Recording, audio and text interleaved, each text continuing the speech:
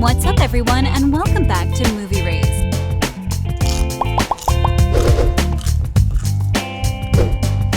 Jenna Ortega's family doesn't like to talk about her movie roles, and Emma Myers forces everyone to listen to a K-pop group. Luis Guzman saved a bar in Puerto Rico, and Catherine Zeta-Jones's family won the lottery when she was very young. Speaking of which, Zeta-Jones was lucky. Zeta-Jones won the lottery when she was young. We don't mean that figuratively. Her family actually won the lottery in Wales when she was very young. As a hyperactive little girl, Zeta-Jones's mother signed her up for dance lessons. The lessons were becoming more and more expensive, but all of a sudden the family received a small fortune in the 70s. This way, they could finally afford their daughter's ballet and dance lessons. The more classes she attended, the better she became. Eventually, she started landing dance roles as she traveled the UK with her dance troupe. Eventually, her love for dancing led her down the path of becoming an actress. Victor Dorobantu has never acted before. Some fans might not even know that there is a real actor behind Thing, and some might think that Thing is just a CGI character that some artist drew on a computer screen, but it's not true. Victor is a magician from Romania. He auditioned for the role of the Thing, and when Tim Burton and the casting director saw what he could do, they immediately fell in love with his work. So, this was actually his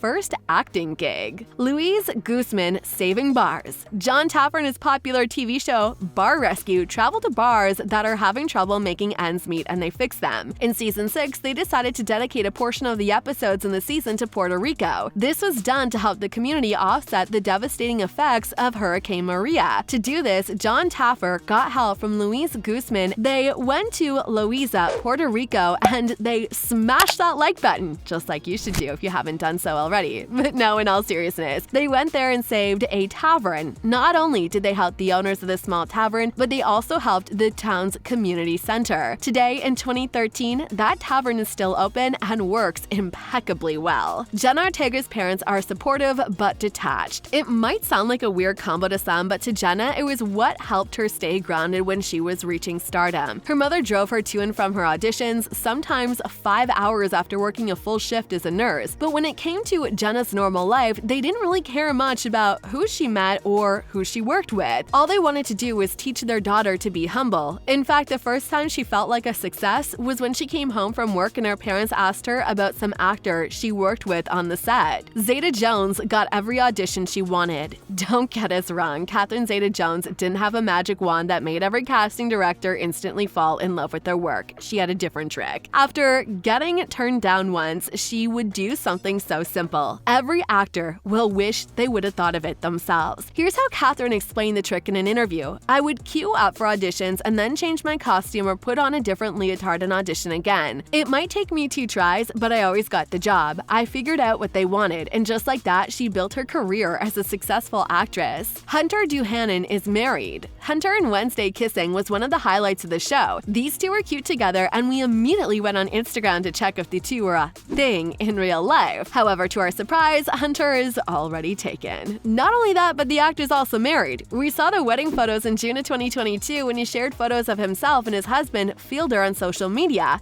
Yeah, you heard that right. Hunter might look like a teenager on the show, but in real life, he's a 28-year-old married man. Jenna Ortega. By now, everyone knows that Jenna Ortega doesn't like to dip stuff into sauces. That's thanks to this interview right here. However, many people didn't notice when Jenna said that she absolutely hates the Dance Monkey song. It's no joke. Like, if you ever go to her house and play that song, she'll kick you out, so consider yourself warned. I'm not big on pop, and I feel like a couple years there was a song out called Dance Monkey. If anyone ever play that in my house, they're instantly being kicked out. Catherine Zeta-Jones, the singer. Those who grew up in the 90s might know that Catherine Zeta-Jones tried her shot at singing. She wanted to see how far her voice would take her after singing in a musical called Jeff Wayne's musical version of Spartacus. Shortly after getting the role, she decided to smash that subscribe button, just like you should do if you haven't already. But no, seriously, now she decided to release her first single titled In Arms of Love, which was produced by Wayne's Wow Records. records. In '94, she sang a duet with David Essex, and the song they sang together was called True Love Ways. Since releasing her second song, Catherine Zeta-Jones stepped back from her singing and focused on her acting career. Luis Guzman on Puerto Rico. During an interview for MSNBC, Luis Guzman talked about the situation in his home country of Puerto Rico. He caught some heat from the media for sharing his views about the government. He stressed how important it is for the island nation to solve the biggest problem plaguing its society, corruption. He wishes Puerto Rico would solve it as soon as they possibly can. Catherine Zeta-Jones, CBE. Many people look at Catherine Zeta-Jones and they only see a gorgeous, stunning, sexy, and elegant lady. They never look past what's on the outside to see who Zeta-Jones really is. Aside from being featured in many magazines for her sex appeal and dubbed the most beautiful woman on the planet by Esquire magazine, she was also appointed Commander of the Order of the British Empire. The reason? She received the CBE partly because of her fruitful acting career, but a large portion for receiving the CBE was because of her enormous charity work. She is involved in numerous charitable organizations throughout the world. Christina Ricci was the original Wednesday. If you think Marilyn Thornhill looks familiar, that's because she is. The character is portrayed by Christina Ricci, the successful actress that played Wednesday Addams in the '90s Addams Family movie. Tim Burton managed to get her to play another role in the new remake of the original movie. Even though it's not a fairly big role, it was very important for the cast because they got to meet a veteran actress that paved the way for Wednesday. But we think Jenna Ortega is doing a fantastic job as well. Zeta-Jones and Michael Douglas wedding lawsuit. Being one of the most influential couples of Hollywood, Catherine and Michael are married for 22 years. Michael Douglas proposed to her on New Year's Eve in '99, and they got married in November of 2000. The wedding cost them an astonishing 1.5 million British pounds. But don't fret, they made back their money. Because of their fame, they were able to sign a deal with OK Magazine for 1 million British pounds. In return, the couple allowed only journalists from OK Magazine to photograph the wedding, and they had exclusive rights to the deal. But still, that leaves $500,000 on the table, and that's where Hello Magazine comes into play. They sent their journalists secretly to the wedding and managed to snap some photos of the wedding. Once the photos were published, Catherine and Michael sued the magazine and won the lawsuit. We don't know how much they made from the deal, but we're assuming it was a lot. Emma Myers loves 17. When Emma Myers was on The Tonight Show with Jimmy Fallon, the host asked her whether it was true she liked to introduce everyone to the K-pop group 17. She clarified that it wasn't everyone, but only those people that asked about the group. The only thing we learned about the entire interview is that they are called 17, but they have only 13 members in the group. Emma explained why that is, but it was a little bit too complicated for us. So we'll let her tell you about it. 3 different groups.